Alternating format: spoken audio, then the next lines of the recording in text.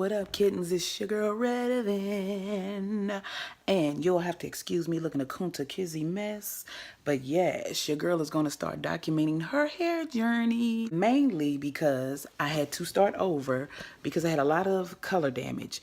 And sometimes you have to know when the length is worth keeping or if it's just time to really cut it. And I'm talking way past split ends or whatever. I'm talking like legit damage. I knew what I was doing, but you know what?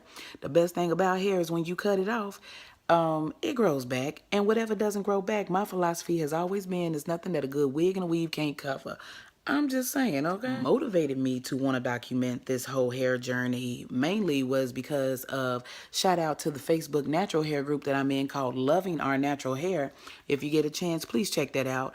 It's full of positive women who motivate each other, who share tips on do's and don'ts of caring for your natural hair, you know, just showing a genuine appreciation for the way that your hair grows out of your scalp. With my journey, I just ended up BCing again because, again, like I said, I had major color damage and I was going to lock it up. And I know that I've posted a previous video before about locking my hair up. However, it really wasn't worth keeping. It just really wasn't. And I was like, you know what? First of all, I've BC'd before BCing was a thing. Cutting my hair off has never really been a big deal to me. You know, I'm not a female that's been fixed on long hair or fixed on my hair so much that it's like, oh my God, if I cut it off, it's the end of the world. There's a big difference between cutting your hair off and it breaking off or whatever. But however it goes, trust me, I've heard every excuse in the book. Oh, my head's too fat. Oh, I got Mount Everest in the back of my scalp, child. It is looking real lumpy back there. Oh, I just won't look right with short hair. Trust and believe. It's been said, and I've heard it all, okay? First of all, I've kind of always been somewhat of a confident person. So me cutting my hair all the way down to a brush cut has never been a thing. I've had more people freaked out about it than I have. This is not the most extreme thing I've ever done in my life. It's like working with the blank canvas. It gives you a fresh start, for one. It definitely helps you get to know your hair all over again. And maybe you can try something new this time. Maybe what worked for you last time, maybe you can revamp that, you know, tweak it a little bit and try something else. With me, I know I used to do like 2 and 3 products, you know, at a time, whether it be like edge control with gel on top of conditioners and different shampoos and stuff like that. I definitely have went back to using grease because I wasn't using grease in the beginning. I started using the Softee, Softee mango butter grease, and it has a light smell. It's real light as far as the greasiness of it, and it helps to soften the hair because I not only use it on my hair, I use it on my daughter's hair, and I'm telling you, it is a godsend. I've actually done my research on what different oils I wanted to try to see what works best for my hair. I might not stick with just that whole regimen the whole time or whatever, and it is okay to switch it up. Don't go crazy, you know, just dumping a whole bunch of products on your head and stuff, because then you're not even giving your hair not only not a chance to breathe, but you're not even giving your hair a chance to adapt to whatever it is that you're using. So try to adopt and adapt to one regimen. Basically, find whatever oils are going to work for you. Try to find that one leave-in that's going to work for you.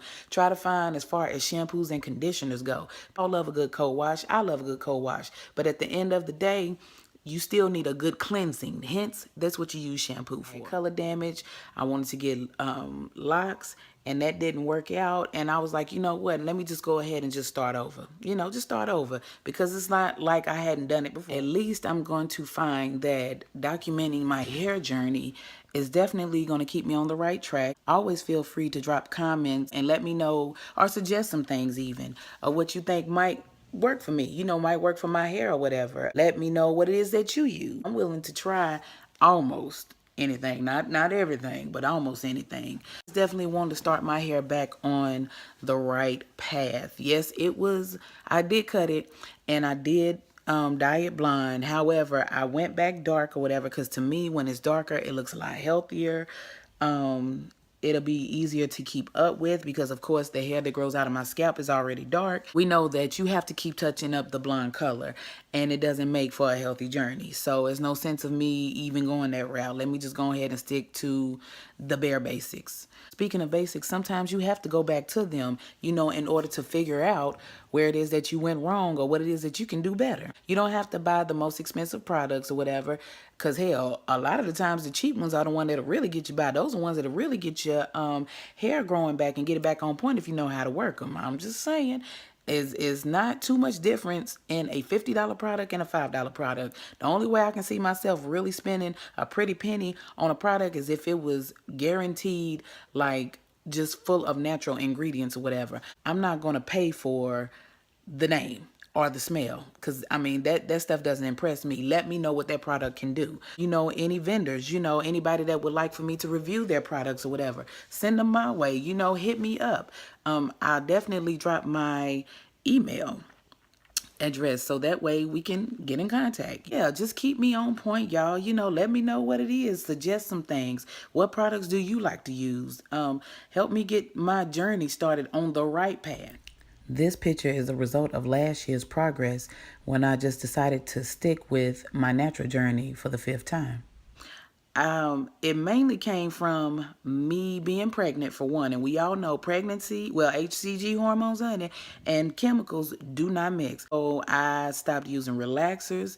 I stopped using hair dye because they don't take, you know, some people, you know, depending on the person, some people it might work for them, but for me, I learned from the first time of being pregnant. Even though my pregnancies were 13 years apart, I definitely remember how my hair just rejected chemicals or whatever, and it just defeated the purpose of even spending my money on a relaxer when it was just going to grow away. Last time, of course, was my 5th attempt, but it was the first time that I stuck it out the longest, and it grew and it grew and it grew, and then on the 2-year mark, I just went on ahead and cut it off, and I just decided to start over.